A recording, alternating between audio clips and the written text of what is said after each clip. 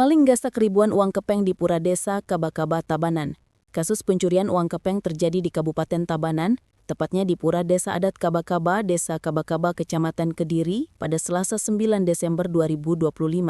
Kapolsek Kediri, Kompol Inyoman Sukanada, menjelaskan kasus pencurian tersebut diketahui oleh pemangku pura yang datang ke pura setelah membanten saksi melihat ada sebuah cendiga dari ental di halaman pura. Kemudian saksi mengambil dan menaruh sebuah tersebut di lemari belakang piasan pura desa.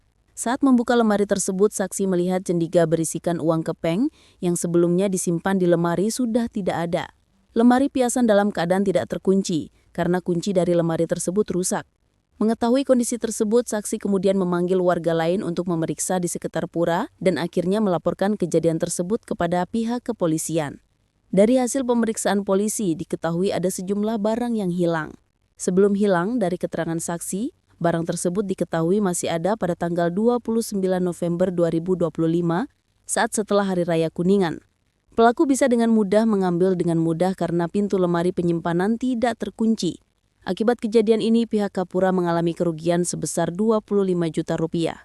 Terkait pelaku pencurian, sampai saat ini masih dilakukan penyelidikan, serta melakukan pemeriksaan terhadap CCTV yang ada di sekitar lokasi kejadian, termasuk juga sidik jari yang ditinggalkan pelaku.